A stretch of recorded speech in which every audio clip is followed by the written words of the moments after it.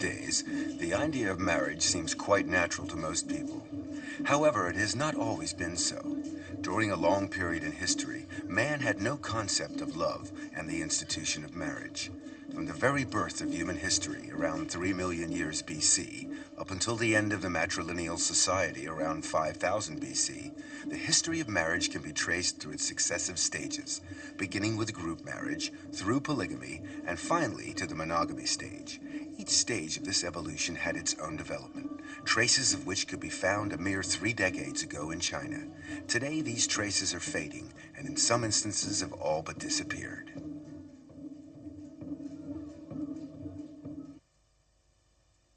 Feudalism ruled over China for thousands of years, and indeed its influence is still felt today. In Shaanxi Sheng, the cradle of the Chinese nation, this feudalism can be witnessed in the marriage customs. The marriage is arranged by the parents and the matchmaker. Family reputation is important and is scrutinized carefully. Many formalities must also be observed. The bride's birth chart must first be obtained. It is then hung at a shrine in the groom's house for 3 days. If nothing evil happens within this time, the bride-to-be is considered fortunate. A fortune teller then confirms whether she will bring luck to the groom's family. This is known as matching. Once a bride price is agreed and is delivered to the bride's house by the groom's family, then the wedding day is set. On the eve of the wedding day, the dowry is delivered to the groom's house. There, every item is announced in the traditional manner. Any deviation could bring disgrace to the families. The day of the wedding, and the groom's house is festooned with bright decorations. The bride is carefully groomed as she awaits the sedan chair. She looks forward to the big event with some trepidation, as she has yet to meet her future husband.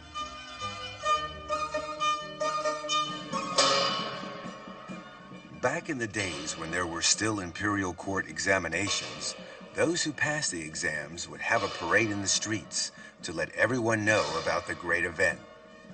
And a wedding was also regarded as very important.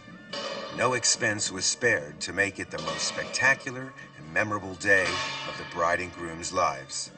Throwing buns to the crowd is traditional in marriage ceremonies. Amongst other things, they are supposed to ward off toothache.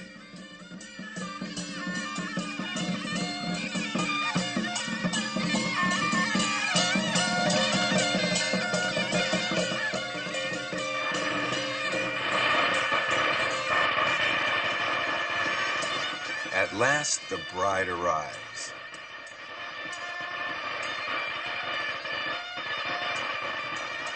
The bridegroom leads the bride by a red silk rope, which symbolizes the husband's rights over the wife. She follows him along a red carpet. The bride clutches a vase and a mirror as she steps over first burning coals and then a saddle to protect her against evil.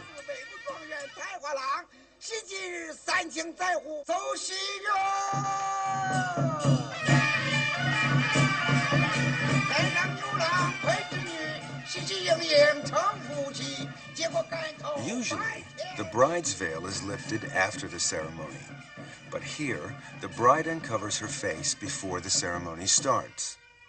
This is a moment of truth where the bride and groom first set eyes on each other. By now, it's too late for second thoughts.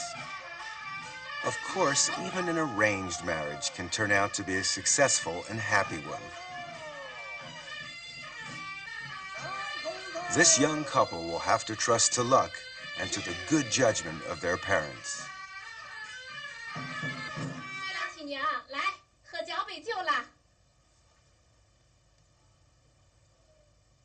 After the cup of wine, as custom dictates, the newlyweds walk around the 4 sides of their nuptial bed to pray for a large family.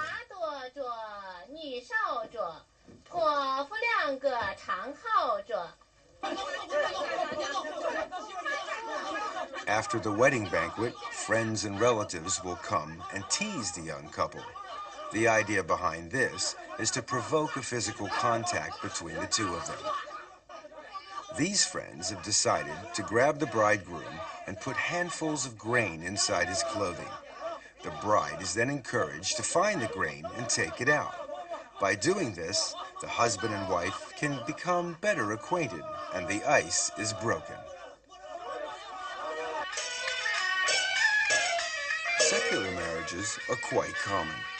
In fact, it's even possible for a man to marry a ghost.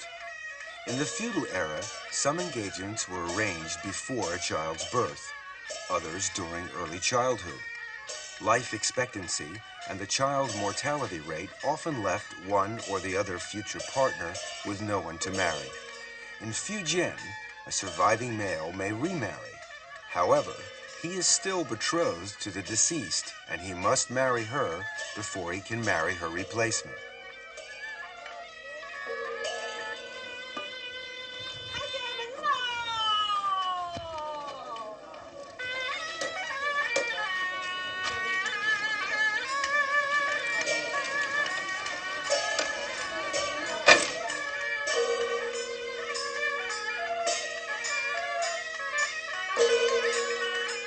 The bride, in these cases, is replaced by a dummy. The ceremony remains the same.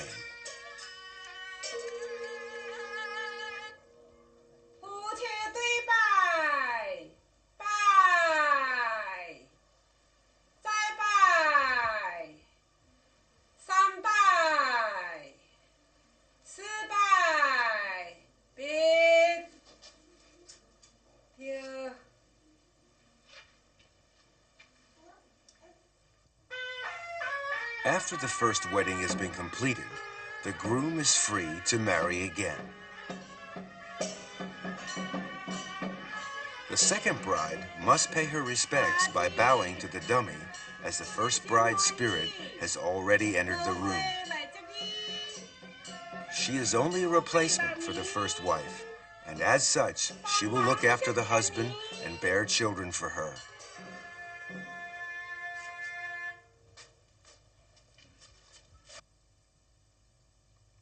On the first night of the honeymoon, the dummy is put on the bed. Beside her is a paper husband, so that she won't be jealous.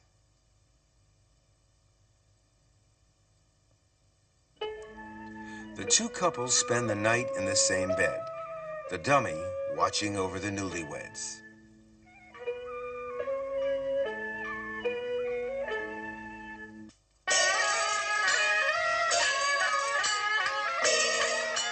These feudal practices are unfair when it comes to women who lose their betrothed before the wedding day. If the man dies, the woman must marry his ghost. But unlike a man, she is required to remain a widow for the rest of her life.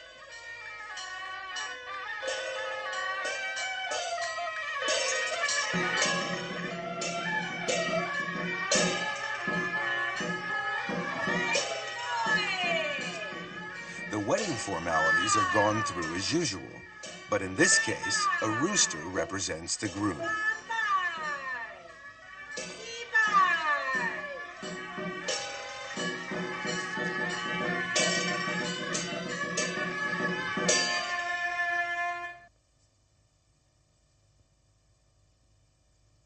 When the wedding is over, the bride is left alone with her husband's shrine in her room. She will remain in his family for the rest of her life, unable to remarry. This was considered to be virtuous of a woman back in the old days.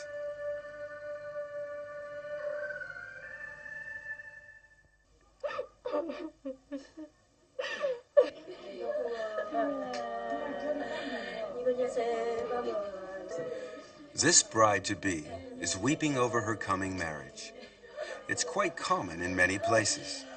In Hunan, the Tu-Jia tribe is a typical example. According to custom, this girl started weeping 48 days before her wedding day. Her weeping is interspaced with singing. She is sad because her marriage will mean leaving her parents.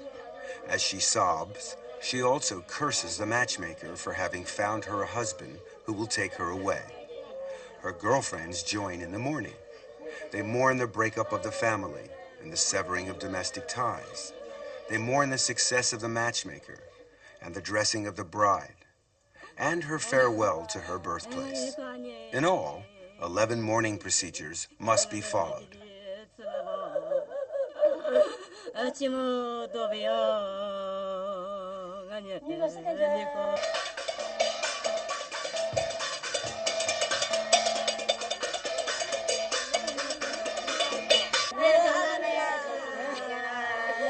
The wedding day begins with the bride, still sobbing, taking her place in the sedan chair. She bids farewell to her lamenting family, knowing that she will return in 3 days' time to a, hopefully, more happy atmosphere. She bids a last goodbye to her ancestors' shrine amidst a chorus of wails.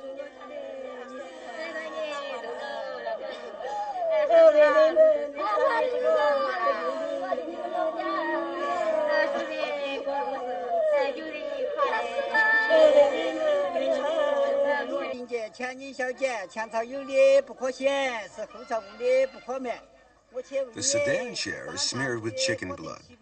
This is to prevent any bad luck being carried with her to the husband. Chopsticks are spilled before leaving to ask for a blessing on her parents' family. After that, the bride is not allowed to touch the family ground when getting into the sedan chair and must be carried on her brother's back. It's not that easy, as he must not touch his sister either. It requires a little imagination and some technique.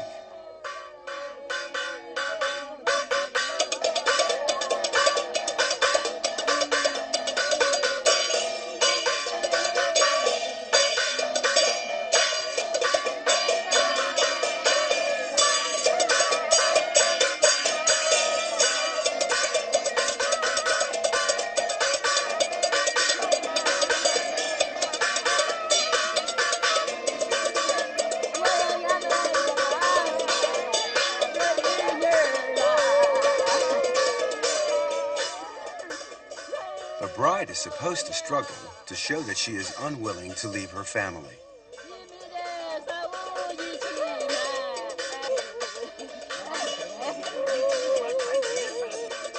Changing her shoes signifies that she will never go back.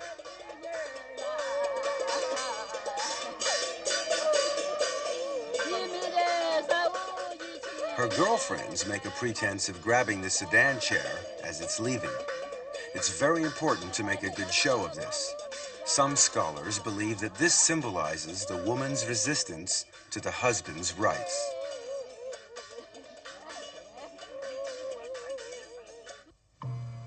From 3 million BC to about 1 million BC, human society began to take shape. However, marriage as we know it didn't exist. This was the stage of group marriage, or what can be called primitive promiscuity. From 1 million BC to 100,000 BC, human society was splitting into different blood families. A form of promiscuity called consanguine group marriages developed. In the matrilineal society, group marriage outside the tribe became common. However, there was nothing resembling the wedding ceremony as we know it, and these relationships were mainly casual. In the mountainous areas around Jinshajiang in Sichuan province, a small remote village still practices group marriage, but in a more progressive way. Not only do they have a wedding ceremony, but their marriages last. The people here belong to a branch of the Nai Si tribal minority. Within their rugged and spectacular environment, these people live a simple life, far from civilization. Many have never seen a car. This is a tribal wedding troupe. The man in the blue robe is the troupe's master of ceremonies. His official title is Minabu, which means the guide. The troupe arrives at the groom's house. Inside, someone is at prayer. The prayers are to prevent any bad spirits from the bride's family from entering. Both of these girls are brides, and they are both sisters. When the door is opened, the troupe proceeds inside for the ceremony. The man praying is called a dongba, who acts as a kind of priest cum official, and who is considered very powerful by the villagers. Interestingly enough, there are no less than 4 grooms here, and they are all brothers.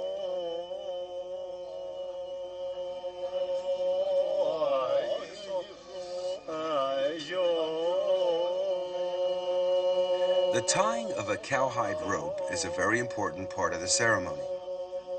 It will ensure that the women will not run away.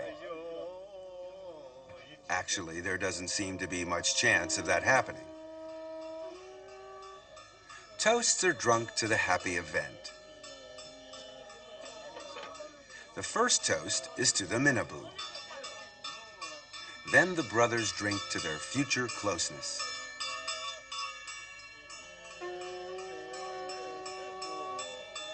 A toast to the brides follow. They are now husbands and wives. Each husband will have 2 wives, and each wife has 4 husbands.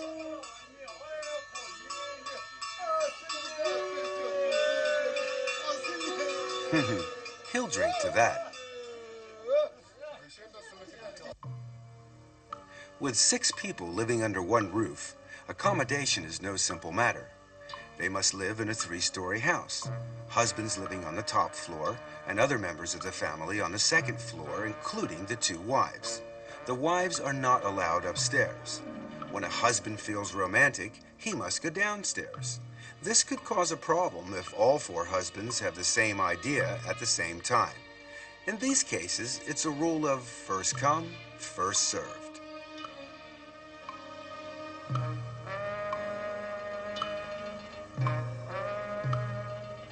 Let's have a look at another family. This man is married to 2 wives. This is another example of group marriage. The girls are both sisters, and as they cannot handle heavy jobs, they regard their husband in part as a laborer. This one's very efficient in all departments. In the space of 10 years, the 2 sisters have given birth to 14 children. So this man is proven to be a good husband, as a large family means a big labor force. It's harvest time in the surrounding countryside. The procession of family members makes its way towards the fields.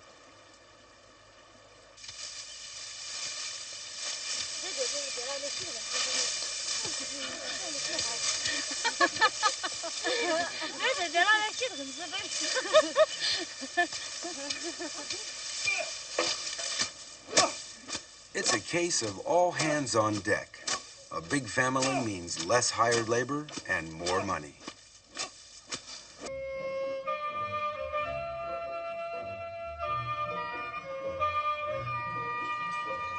This family here, on the contrary, consists of 2 brothers sharing one wife. Their lands are on the other side of the mountain, and the journey takes all day on foot. Usually they leave their wife at home and spend most of their time farming and hunting in the woods nearby. It seems that game is very plentiful in this part of the country. The wife takes charge of all the housework and cooking. The staple diet is a mixture of corn flour. With wheat, they make a kind of wine, which is drunk daily. Clothing is knitted from either wool or hemp, and each family makes do with articles that are homemade.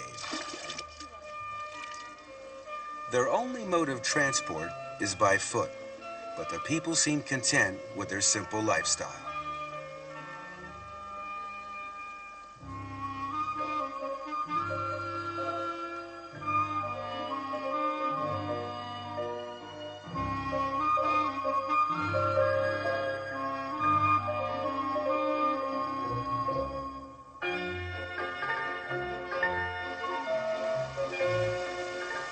This woman spins thread as she goes about her daily routine. There is always work for her to do, and this will save time for more pressing chores. Group marriage is also referred to as synogamy which means partnership. Its format and scope are not restricted and generally depend on economic circumstances, which makes it a very flexible arrangement. The Dong tribe were formerly a branch of the Yu tribal people. Their traditional costume, made from cowhide and egg whites, is quite unique. The combination of these materials gives the costume a sheen. The garment has no buttons and is weighted with pieces of silver. These people inhabit the regions of Guizhou, Guangxi, and Hunan provinces, living mainly off the land. Besides farming, they also operate freshwater fisheries. After a long day in the fields, there's nothing the local girls like better than a cool dip in the river.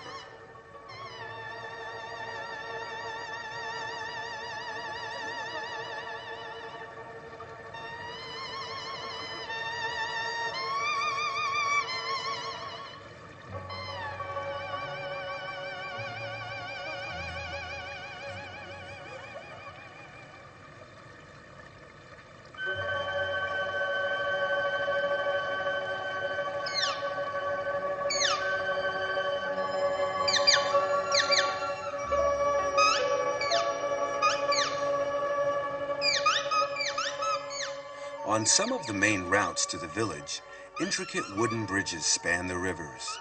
They're known as storm bridges because they are used as shelter during bad weather.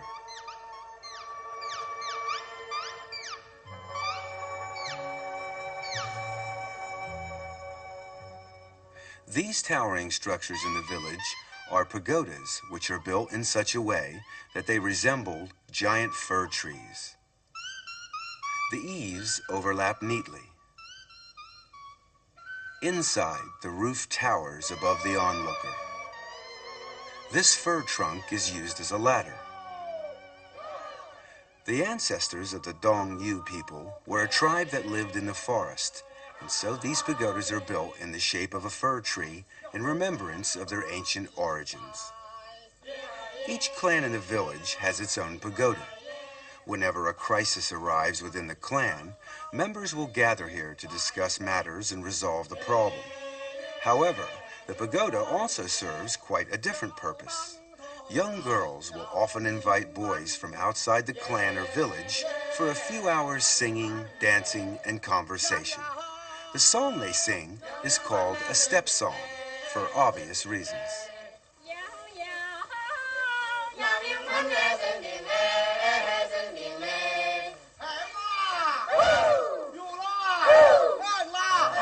The wedding of a Dong villager. The customs of the marriage ceremony have been handed down from the ancient tribe of their ancestors. It's a form of marriage by capture. When the groomsmen approach, the bridesmaids help to hide the intended bride and defend her against the male horde with their umbrellas. This marital hide-and-seek is generally accompanied by a generous amount of good-natured horseplay between the sexes. However, umbrellas prove no match for the persistent young men, and the line of defense gradually collapses. The pursuers are gaining the upper hand as the girls fight a rearguard action to protect their friend.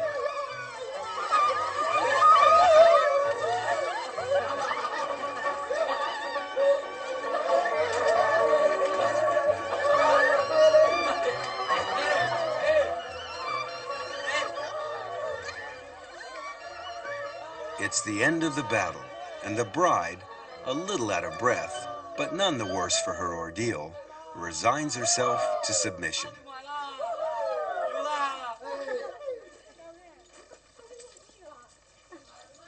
A Dong groom need not go to meet his bride. Instead, accompanied by her bridesmaids, she walks off to join her future husband.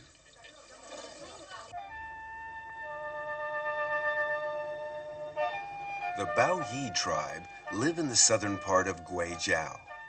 All the houses in the village are made of stone, even down to the roof tiles. Here, young boys and girls marry at the age of 13 or 14, the girl remaining with her parents after the wedding, a custom known as non-virile local residence. During this time, she continues to dress like a maiden, sees her own friends, and carries on meeting other men freely. This period may last for up to a decade. This separation is an insult to a husband's rights, and he must take her back to restore his honor. This bride has been descended upon by her mother-in-law and sister-in-law. She struggles and breaks free as the two women give chase.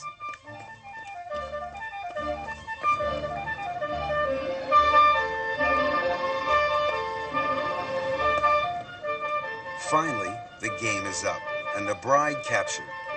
The bride will have her hair combed out so that she no longer looks like a young girl. From then on, she is a woman and must assume her responsibilities as a wife. It's another form of marriage by capture.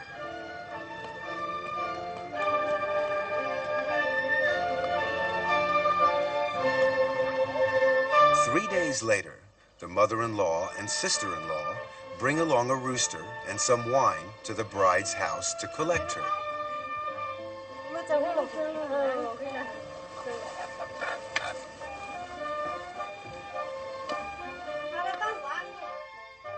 She is given a change of clothes and required to dress like a married woman.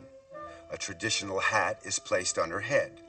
From now on, she is obliged to stay with her husband and renounce her flirting with other men.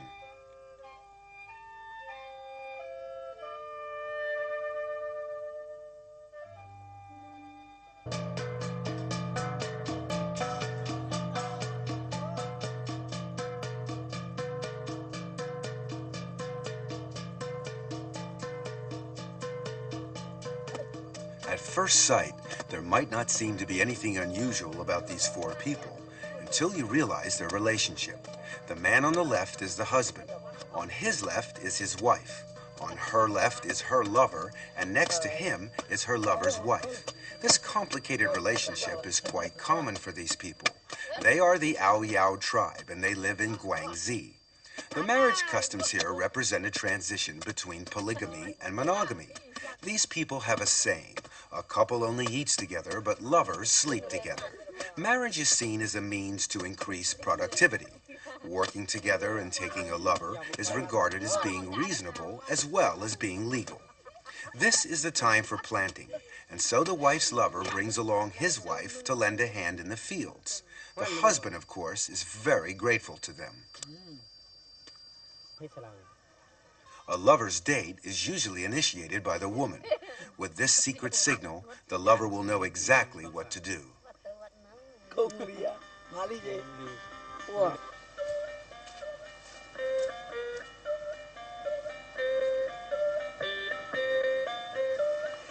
As darkness falls, the lover arrives bearing a torch as a sign that the meeting is quite open and honorable.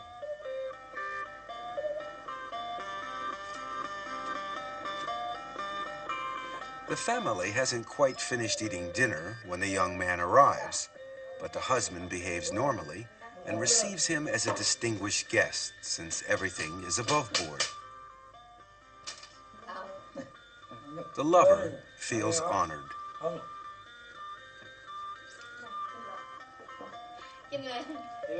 The young daughter's parentage may be in some doubt, but it's hardly important as both men treat her with equal kindness.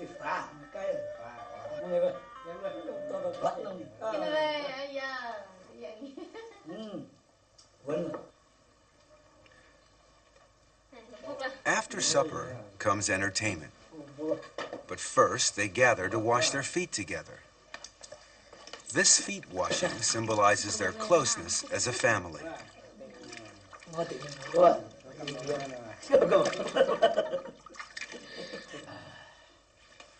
When everything has been seen to, the wife and her lover are free to enjoy themselves. The husband is expected to leave them alone, so he lights his own torch and goes off to meet his own lover.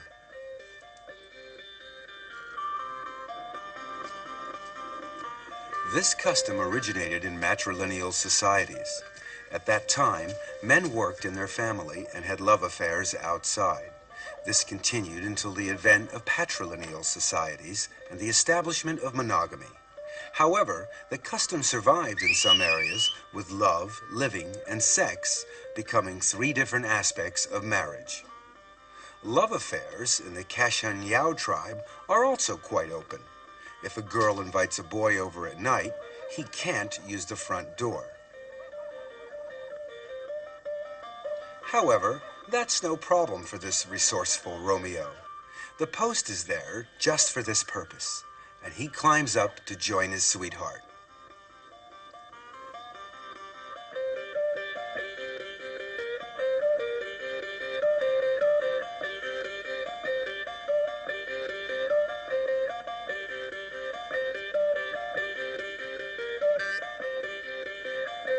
The next day, the girl will end the relationship if she decides she can't get along with her suitor. If she likes him, however, she will introduce him to her mother.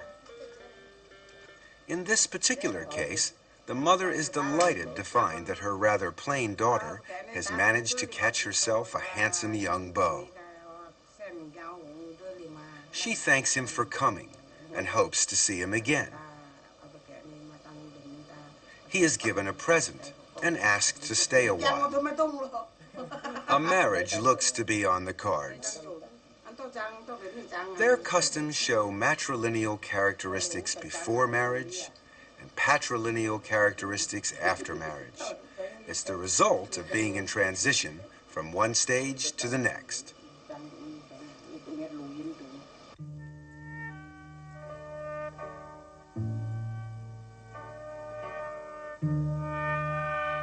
The Anis in Sichuan Bana are a branch of the Han people. Their village is unusual in that each house is surrounded by small cabins. The houses serve as the living quarters.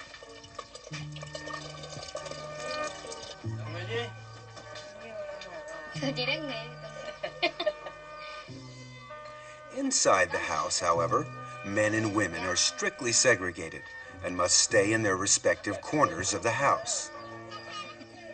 Even eating and working are undertaken separately, men with men and women with women. Even couples are not allowed to stay together.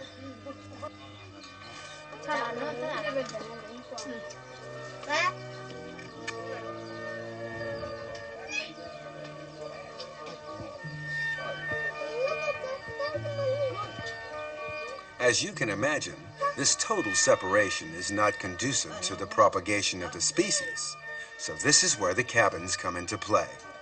Every male adult has his own cabin where he can date girls and indulge in his amorous pastimes. It's a characteristic of their patrilineal society.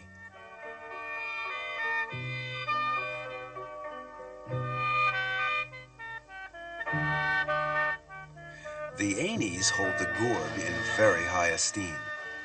Its abundance of seeds symbolizes a big family, whilst its shape is similar to the male organ. These people have very defined standards of beauty.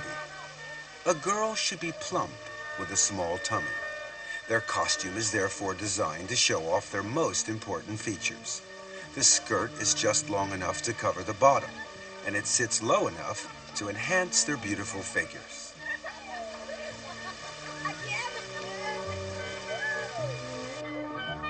This group of young girls typifies the ideal beauty.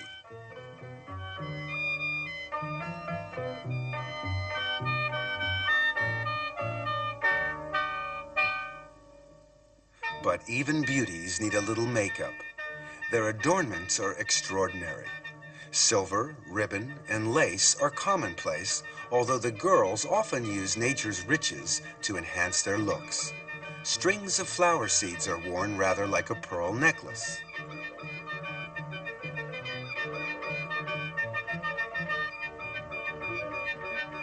Shells, which are highly sought after in the mountain areas, are made into a belt.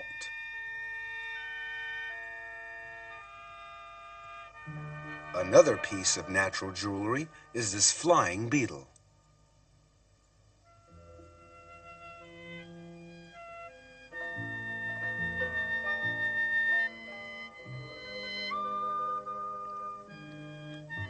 Before it can be used, it has to be prepared. The girls wrap it in a leaf, then dry it out thoroughly in the fire.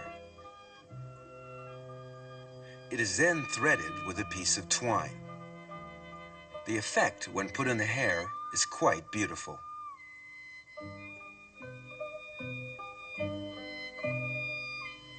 When an any girl reaches the age of 18, it's time to get married. But before any proposal can be made, a young man must know the girl's status. A yellow cap shows that the girl is 18 and is still single. A black hat means the girl is already married. A round hat means she's under 18 and can't get married yet, although she can have a social life.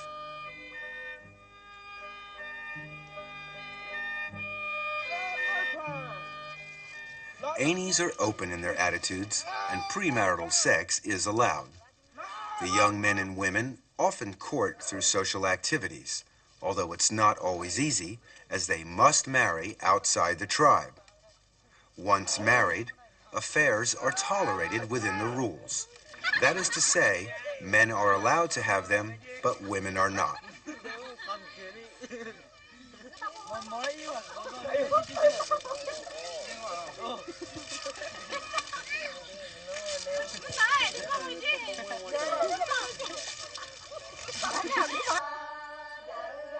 There's another way that young men and women become introduced. Young men from outside come in search of a girlfriend after first having obtained permission from the local villagers.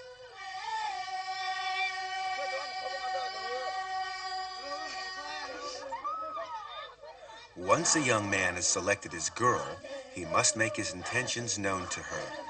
3 procedures must be followed. Firstly, the boy pulls her belt slightly.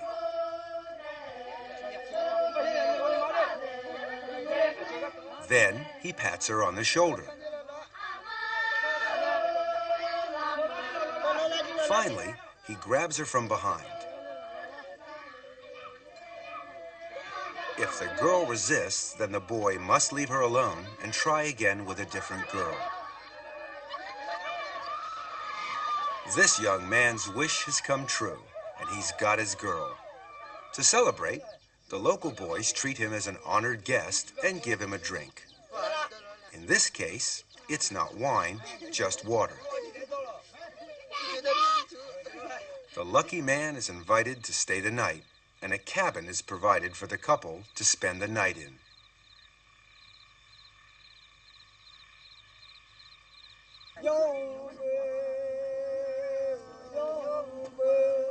When night falls, the village social life begins. Those looking for a mate assemble.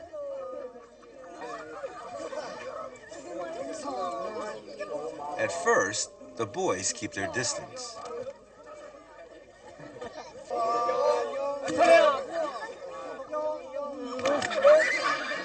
But after a while, they become more at ease, and they get closer to the girls.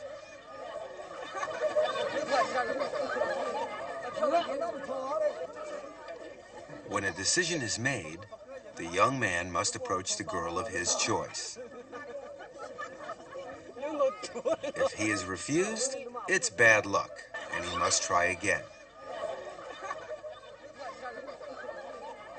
If he's accepted, the couple will go off and get to know each other.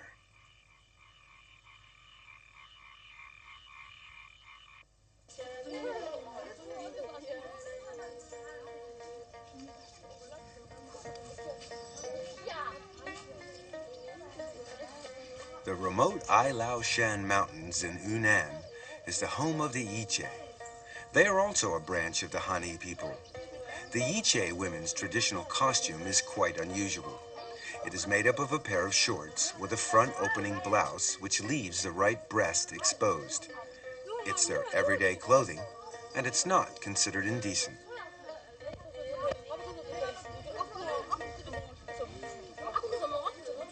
All women want to look beautiful, but definitions of beauty vary from country to country. These girls have a natural beauty, something that no amount of makeup can provide.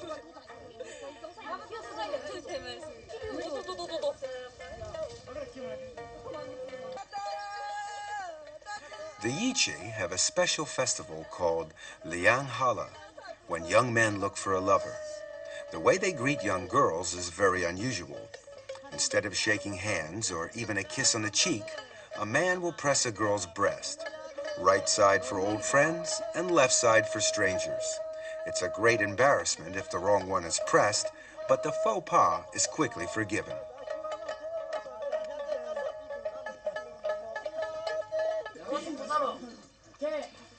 When a boy meets a girl outside, he will often invite her to a party.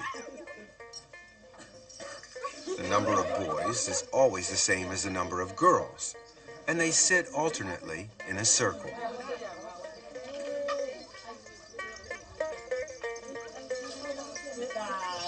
They talk and flirt freely with either the person to their left or the person to their right.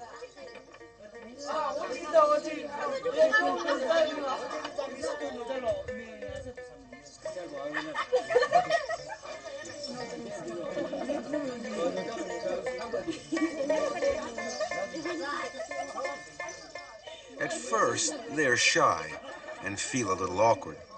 But after some wine, the ice breaks and everybody feels at home. By the time the meal ends, everyone is in high spirits.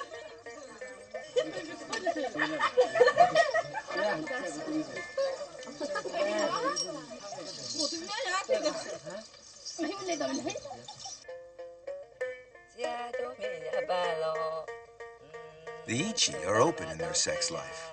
However, despite this, an illegitimate child is frowned upon. This is not much of a problem, as all girls are betrothed at the age of 4 or 5. They remain with their parents and don't live with their husbands until they are older and have given birth to a child. This shows that they are fertile. It's another example of a non-viral local residence. A bridal party readies itself for the big event. The smartly dressed girls here are only the bridesmaids.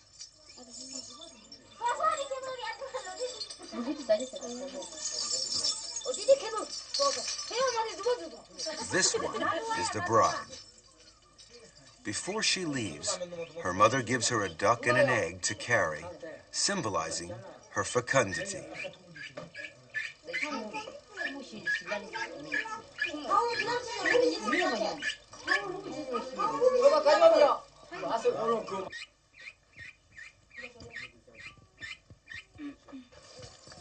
This man is being beaten as he is leading the party taking the bride back home.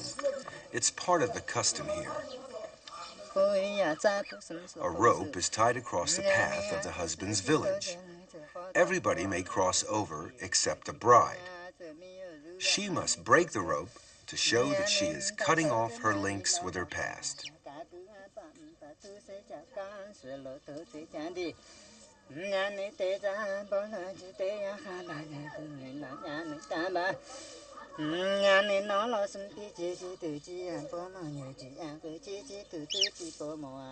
On arrival, the egg is put on the stove, and the bride will share a bowl of uncooked rice with her new husband. From then on, they are married.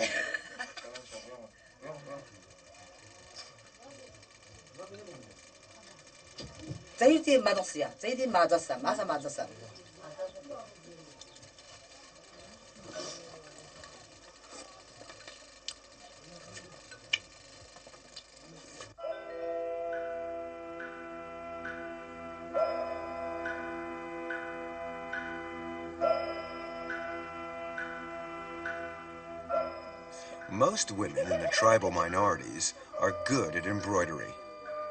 This is especially true of the white-trousered Yao. Like in many other tribes, they use it to convey love to the young men they admire.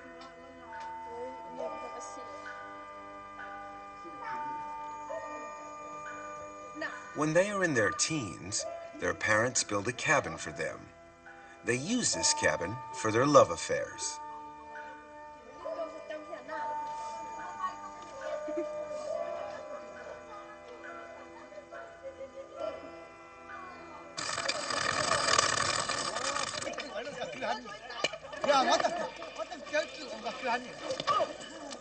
Contrary to what you may think, the long-haired youngsters playing here are all boys. The short-haired spectators are girls. Girls have their heads shaved from birth and remain bald until they start their social life. These novices still sport a short haircut.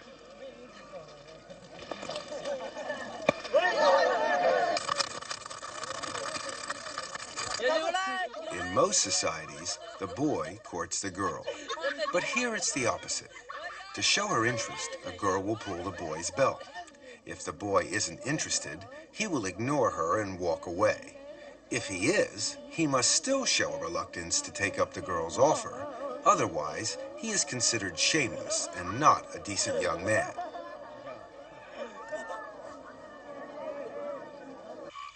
If the girl wishes to take things further, she will take the boy home. Some boys prove to be more shy than others.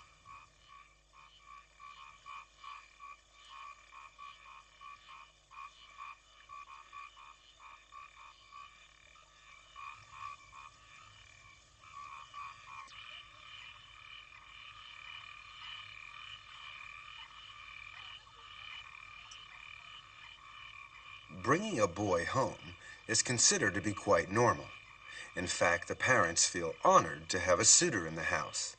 On the other hand, if no boy comes, the whole family is disgraced. Though they are free in their sex life, the marriage is still subject to certain rules. If a girl wants to get married, her cousin must be given first refusal. Her father must consult her maternal uncle first, as her mother came from her uncle's family in the first place. It is thought only natural that the daughter should be offered in return. The offer is made in a roundabout way. The father asks, "The vegetable on my farm is mature. Would you like it?" The uncle replies, "It's good, but no thank you." This answer will make things easier.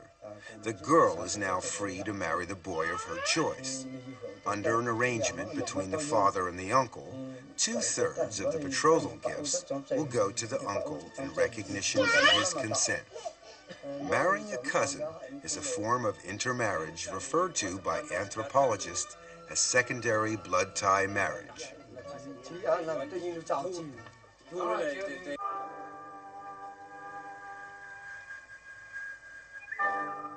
This practice prevails in the Va tribe too, although it is not allowed within a patrilineal family, nor within the same clan. It is even forbidden to marry someone with the same surname. If this code is violated, it is considered incest and regarded as an offense. As a punishment, the couple must buy a cow and slaughter it. The cow's head is cut off and put on top of the couple's heads to show repentance for this transgression. They treat the whole village to a share of the meat from the cow and pay for prayers to be said, as they believe that this crime may enrage God.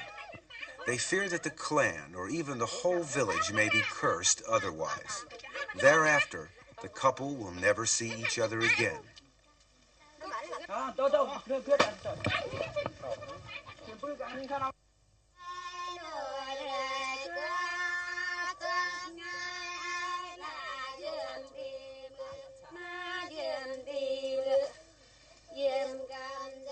The Va live in the mountainous region of Yunnan. The whole area is a veritable Shangri-La.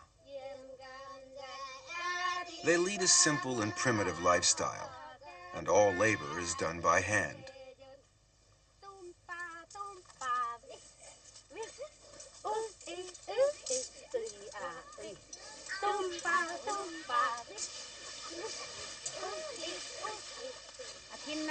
The women usually work stripped to the waist. Bamboo is put to a wide range of uses: for constructing houses, carrying water, drying the crops, and storing grain.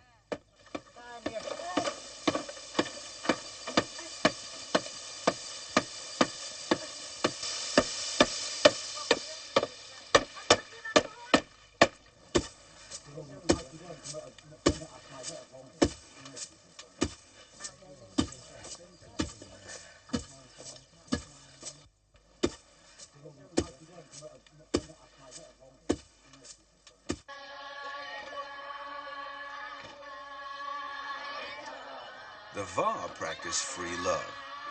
Quite often, young men will go out at night to drop in on their girlfriends. Sometimes they will go in twos and threes, or even in a large group.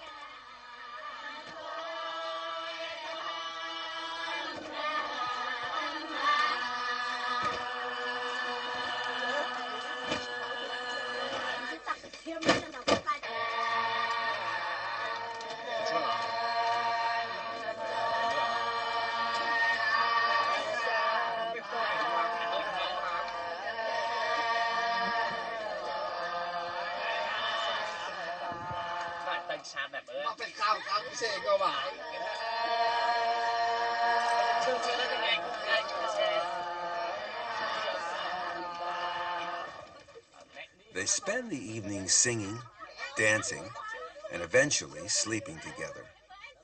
Sleeping together is a sure way of having pleasant dreams, an important part of a good night's rest.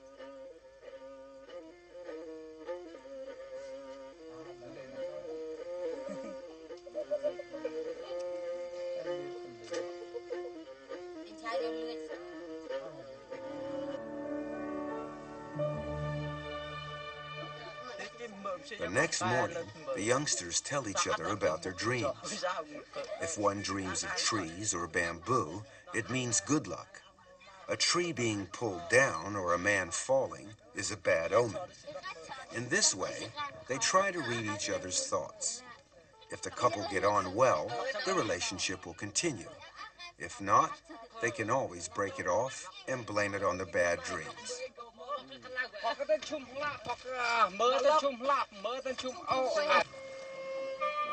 Matrilineal society flourished between 10,000 and 5,000 years BC.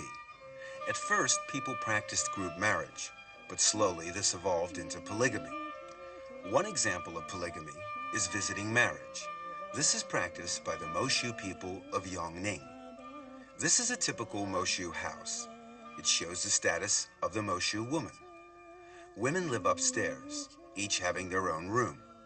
The rest of the house downstairs is occupied by the old folks and the young children. Adult males have no place in the home and are obliged to stay with their girlfriends at night. Those unlucky enough not to have girlfriends must rough it with the animals.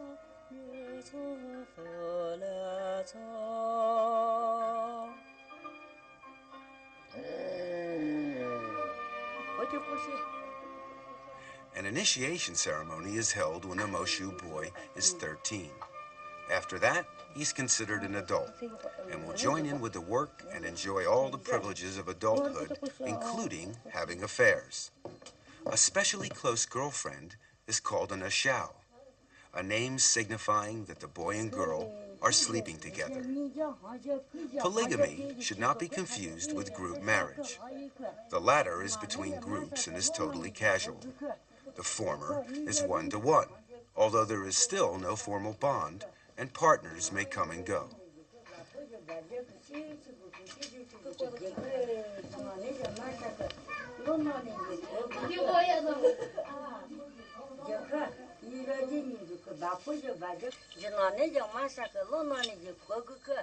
After the ceremony, this young Moshu boy will be an adult. He is ready to take his first ashao.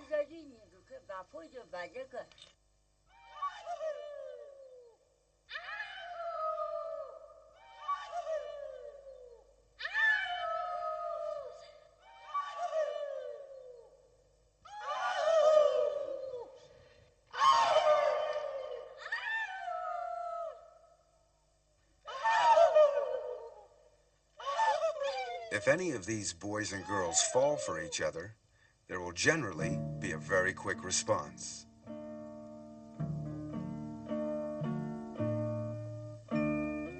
At night, the young boy goes to the house of his new ashao. He throws a pebble to attract the sleeping girl's attention.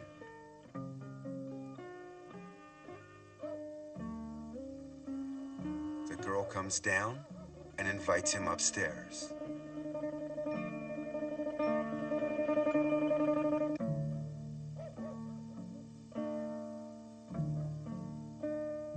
The next day, boy returns to work in the fields as usual.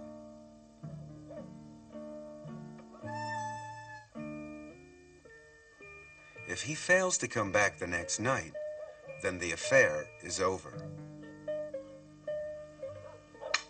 Likewise, if the boy returns and the girl refuses to open the door, the affair is over.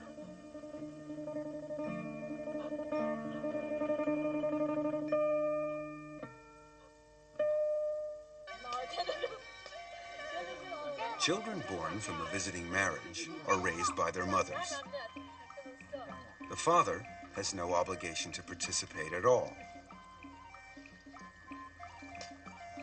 However, men are not all without feelings, and after a while, he will lend a hand with the housework and the child.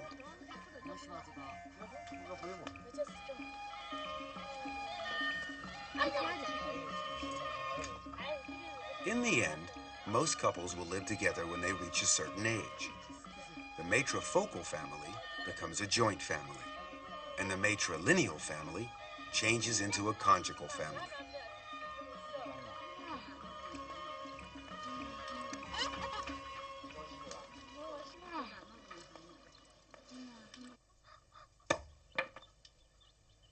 Visiting marriages have no rights, but for the Zhuans in Qinghai, it's quite different. A lama blesses the girl first. This ceremony is for marriageable girls and is an ancient tradition for these people. Girls are free to select their mate.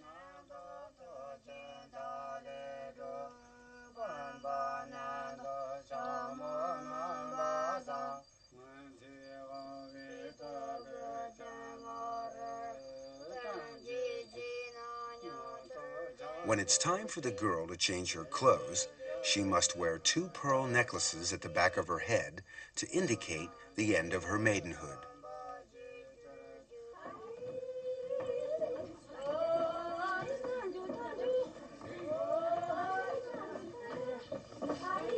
Female relatives congregate around her. The most sacred moment is near.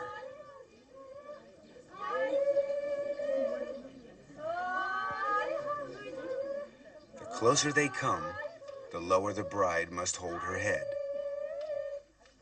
It's a religious ceremony called Dai Tian Tao, or marriage to the god.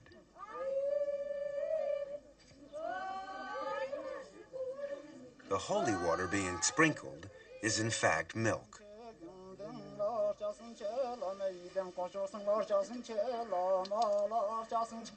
During the prayers, the bride's face is washed with holy water.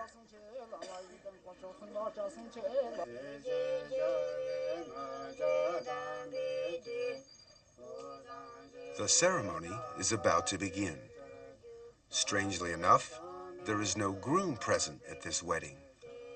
Dai Tian Tao is a wedding for a single person who has no spouse-to-be. This girl is being married to God, represented here by the Lord Buddha.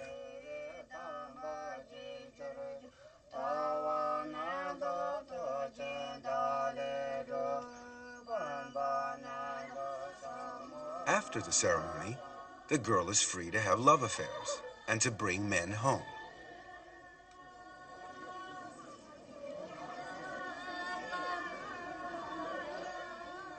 All the villagers attend the ceremony and dance and sing to celebrate her wedding. The purpose of the ceremony is to announce to the public that another girl has reached womanhood and she is now able to take lovers.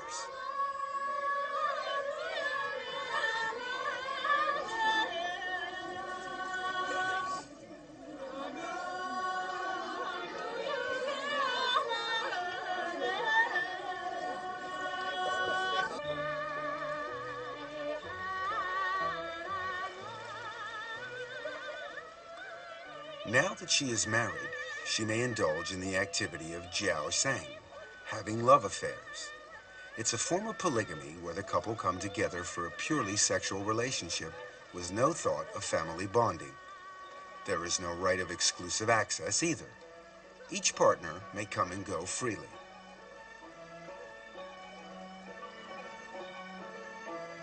This romantic period is a privilege of youth in an area where men far outnumber the women. It helps to correct the imbalance.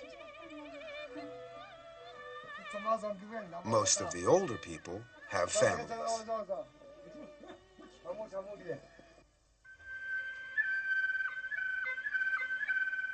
The Miao tribe are a larger minority.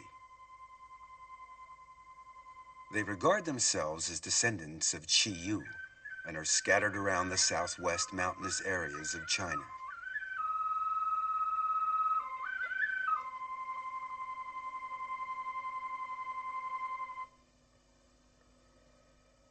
A hero's knot is considered the height of fashion.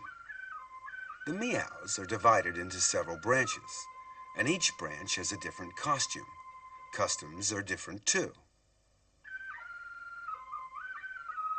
There are always festivals to celebrate. In some areas, there's a festival almost every month. And at these times, the Miao girls are especially busy. They dress up in traditional costume for the event. They don't get dressed at home, but bring along their costume to the festival where their mothers dress them in public. Everything of value is worn. Silver ornaments show off their wealth, whilst the intricate dresses are a witness to their handiwork. A pierced ear with a large hole is considered prestigious and is meant to attract admirers.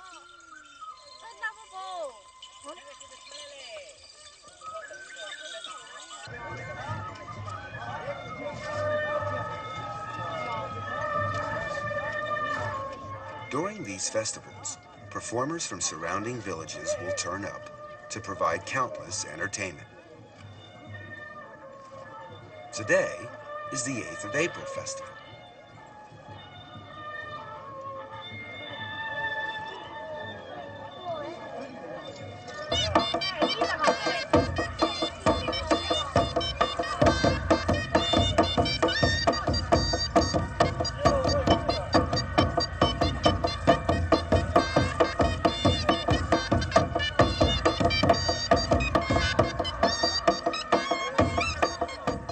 Villagers present a gift to the mother of the dragon, for whom the festival is held as a welcome.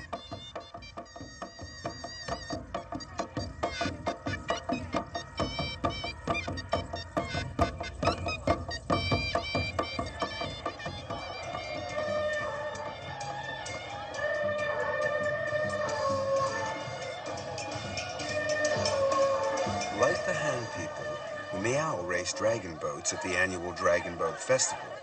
The Miao legend surrounding this festival is identical to Han legend, except that they maintain Qi Yun was a Miao. Hunan is the Miao place of origin, and there are indeed historical records of a Miao army, so their legend is not based on fantasy.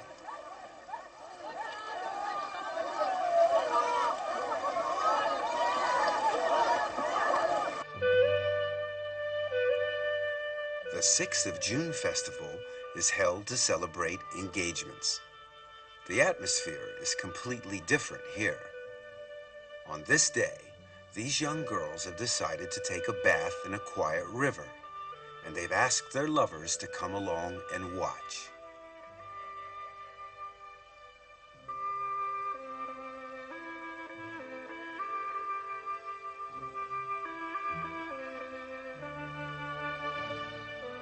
This boy makes a thorough examination.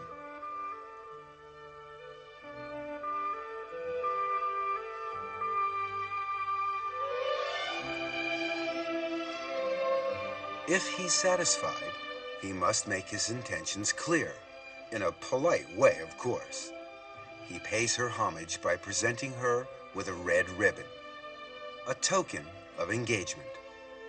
In receiving it, she accepts his proposal. Romance is truly international. Another festival is called Eating Maiden's Rice.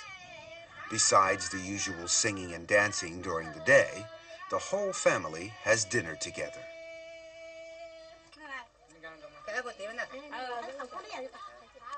A song of toast is sung, and wine flows freely as the family enjoy the special feast that's been prepared, whose main dish is this colorful rice.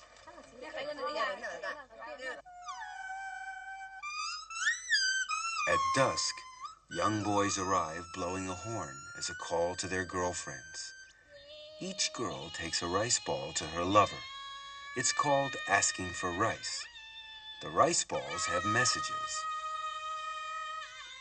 Pine needles inside the rice ball means that the girl would like needles and thread as a present. Corn means the girl would like an umbrella.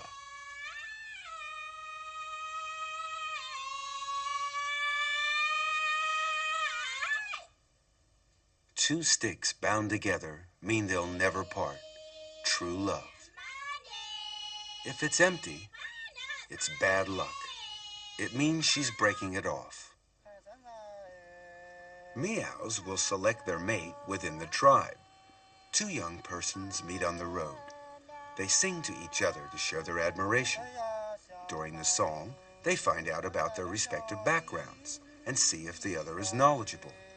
It ends with a real heart-to-heart talk, and the relationship becomes closer as a result. It is customary in this tribe for lovers to carve a notch on a piece of bamboo after each date. If, after numerous dates, they fall in love, they break the bamboo and each keeps one half as a token of their eternal love. If either one of them ever breaks their vow, they will be obliged to eat the bamboo as a punishment for being unfaithful. Quite an effective deterrent.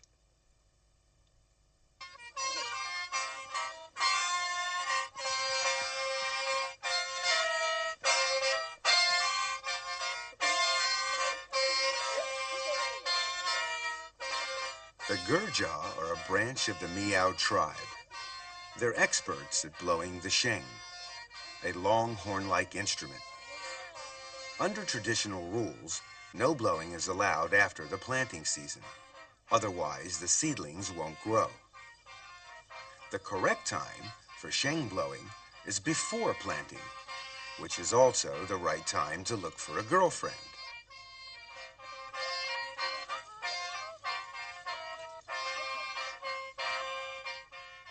Slowly, the girls dance around the boys. Each girl holds a necklace in her hand.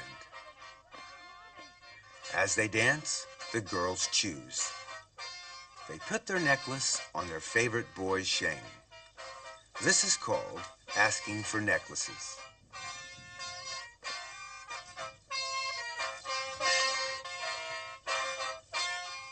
This young man is lucky. His sheng has been decorated. But not every boy is sure to be successful. This one has something the others don't. He has 3 necklaces on his sheng.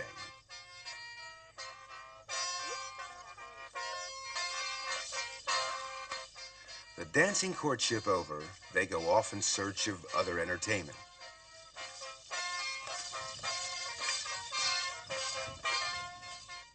Leaving the unfortunate boy to curse his bad luck.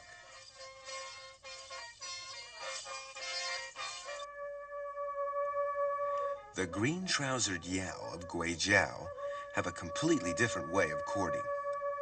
Girls all have a small hole in the wall over their beds. It's called a lover's hole. At night, when the girl is asleep, a young boy tries to wake her up by prodding her with a thin bamboo stick. The girl wakes up and grabs the stick.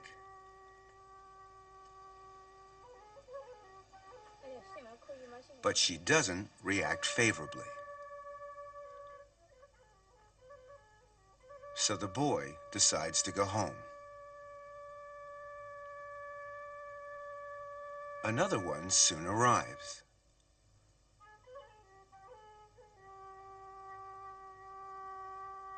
He repeats the same procedure.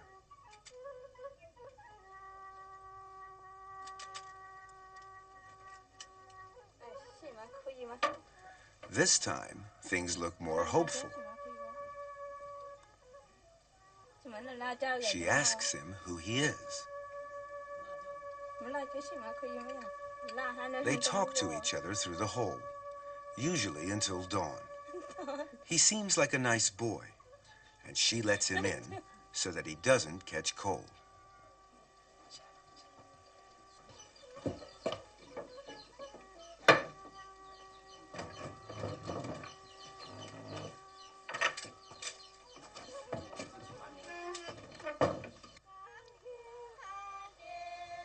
In every Meow village, there is a special place where young people can meet to date or just to talk. Normally, they date in the evenings, but when they're not too busy farming, they also meet during the day.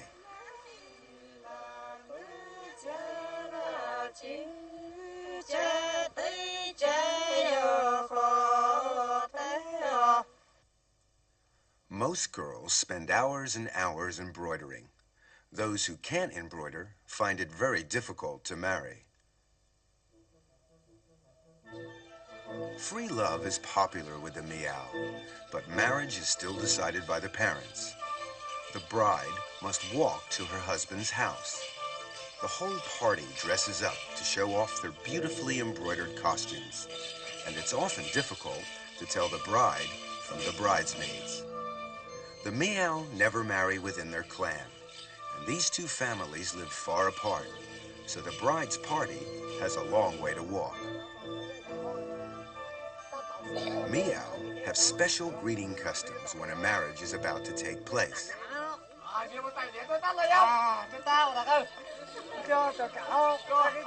The villagers wait at the entrance to the husband's village and make the bridal party drink from an ox horn. The drinker must be careful not to touch the horn with their hands. Otherwise, they have to drink it down in one gulp.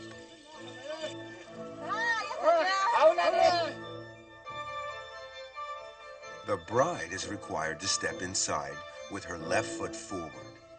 This will ensure that her firstborn will be a boy. The wedding is very simple, with no real ceremony. The bride must carry water for her husband's family.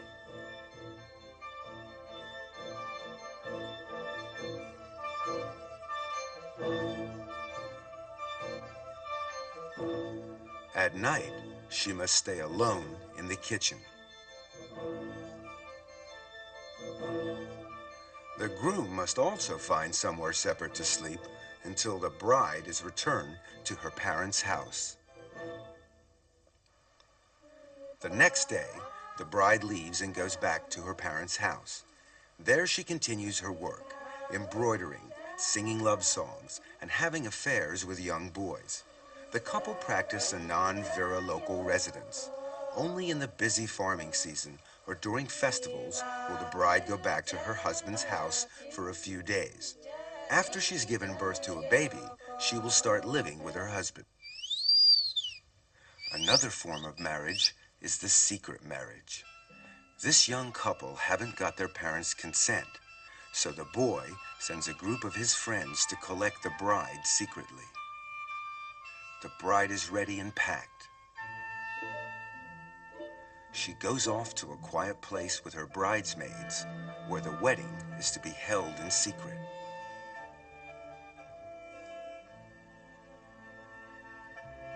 Quickly, she dons her bridal dress.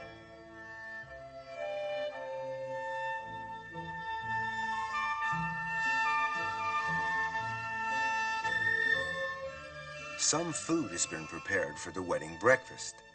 The event turns into a wedding and a picnic rolled into one.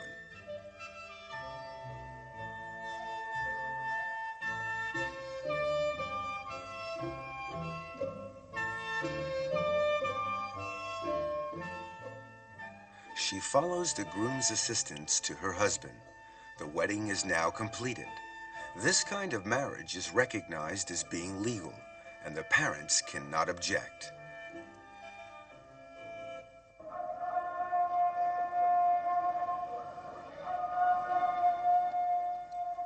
The Uyghurs of Xinjiang are Muslim. On their holy days, They worship God and take part in extended prayers.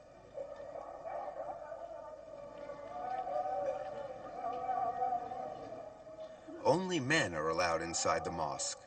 Women are strictly forbidden. Islam respects patriarchy and a husband's rights over his wife. Women are regarded as subordinate in all matters. Previously, they were obliged to wear a veil when outside the house. If they didn't, the punishment was severe. If a husband says, "I release you," he is considered divorced from his wife, and there is nothing that she can do about it. Islam allows polygamy. Their holy book, the Quran, says that a Muslim may marry the woman he loves and have 2, 3, or even 4 wives. An old-fashioned Uyghur marriage is very feudal in its traditions and is conducted according to Islamic law. The groom's father brings gifts to the bride's house the day before the wedding.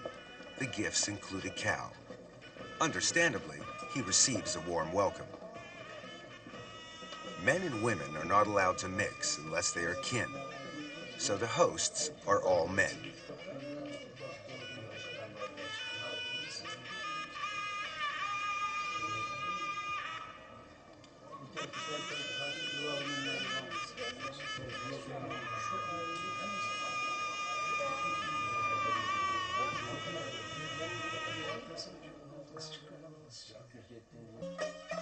The day of the wedding, the bride gets up early to dress. The wedding dress is a gift from the groom to show that she belongs to him. She will have to obey him in every way from now on. Friends and family come over to celebrate with her. She goes outside to greet the female relatives.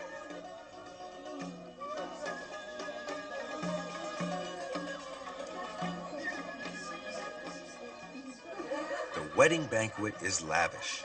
An array of snacks, preserves, sweets, and fresh fruit is prepared, all specialties of Xinjiang region.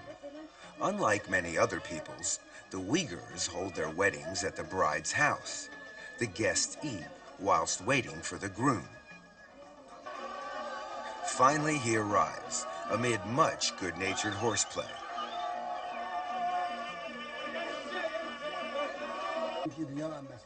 A Muslim holy man conducts the ceremony.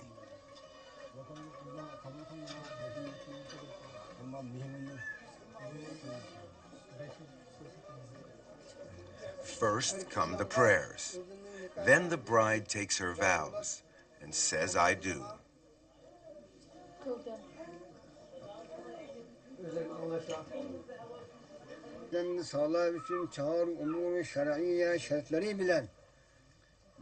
Then it's the turn of the bridegroom. Of course, he has no hesitation.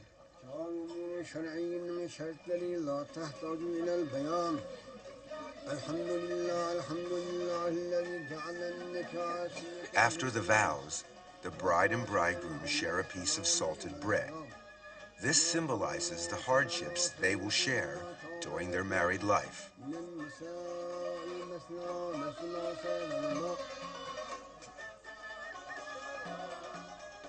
The wedding party then travels back to the groom's house. Here the bride must be carried over a fire before going inside to prevent evil and bad luck from entering, just as the Han brides do.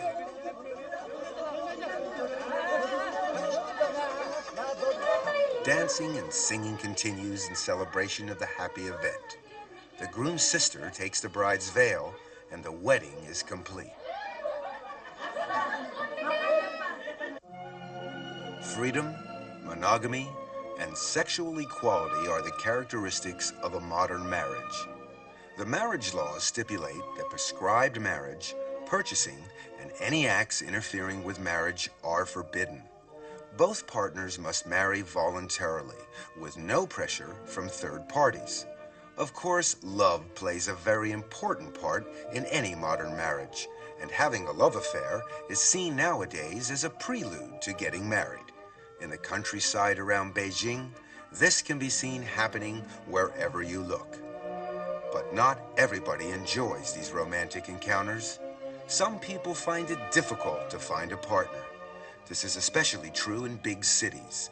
In Beijing, the worker syndicate has set up a Lonely Hearts Club with a computerized dating facility. This modern equivalent of the matchmaker tries to bring together those despairing bachelors with the mates they desire. The scheme has been very successful. The registration and procedures are quite simple. Personal particulars are noted, and of course, individual requirements. Then it's up to the computer to search its files for a suitable match. When one is found, a meeting between the two people can be arranged. First impressions are very important. A little chat helps to break the ice and get to know one another. If all goes well, the relationship will blossom.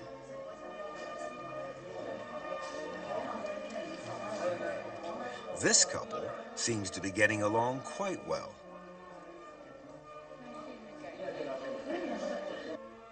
But some are too anxious to wait.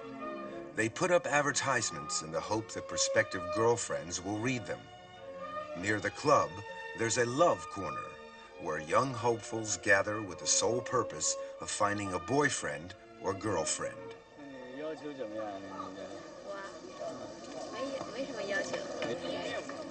比我强吧，年龄啊无所谓。年龄无所谓啊。大点也没关系。大点也有限度的，大10年、20年那种。那也别太离题了，大几岁差不多，只要俩人合得来就行。This sounds quite reasonable, but how do you go about finding Mr. or Miss Right?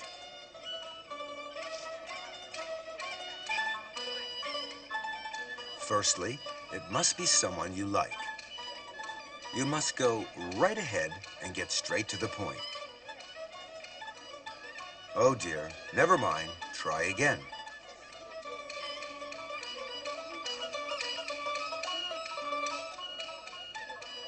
This looks like another no.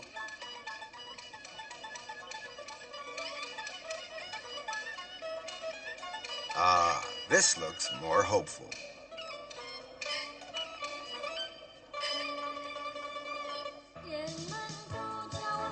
The club provides an excellent service by allowing young men and women to meet and to get to know each other better.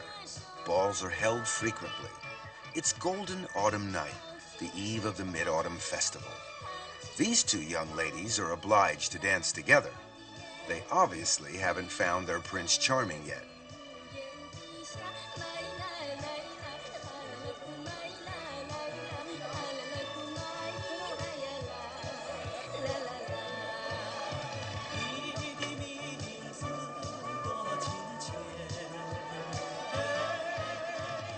It seems her luck is in.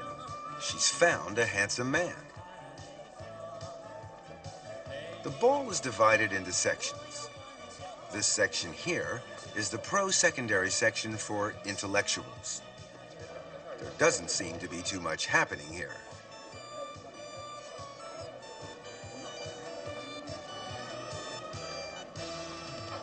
This is the senior citizen section. It's pretty crowded with older men and women trying to find their perfect partners.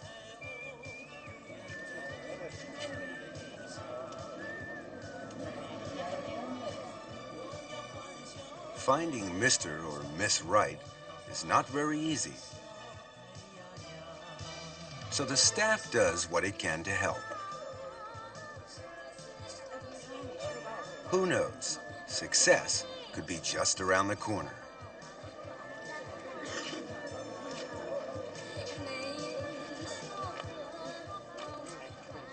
Throughout the hall, men and women of every age group are getting together with the opposite sex, trying to select the partner they would like to date.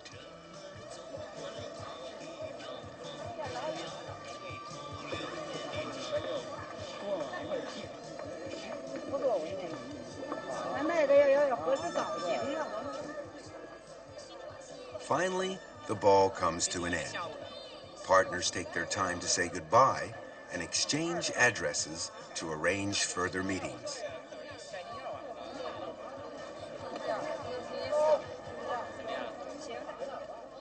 Some, however, are not so lucky.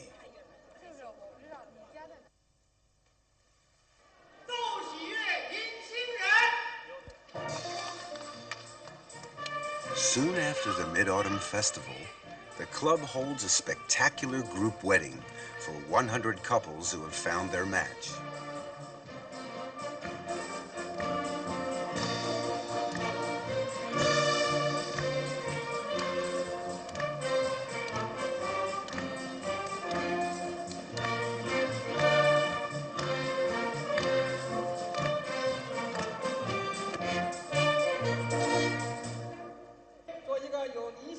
The master of ceremonies is the deputy mayor of Beijing.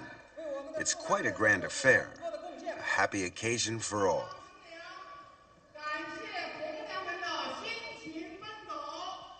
The couples thank the dating service for their hard work.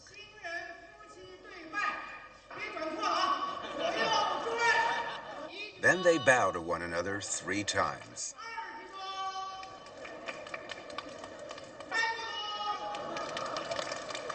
Hopefully, all love stories will have such a happy ending.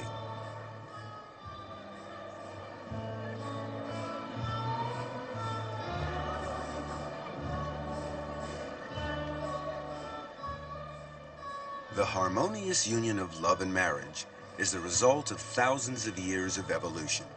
Some people believe that our present system will continue. Others maintain that marriage customs, like many other aspects of everyday life, are in a constant flux and are bound to evolve further. Of course, nothing is absolutely certain. What will the future bring? Judging by the past, your guess is as good as ours.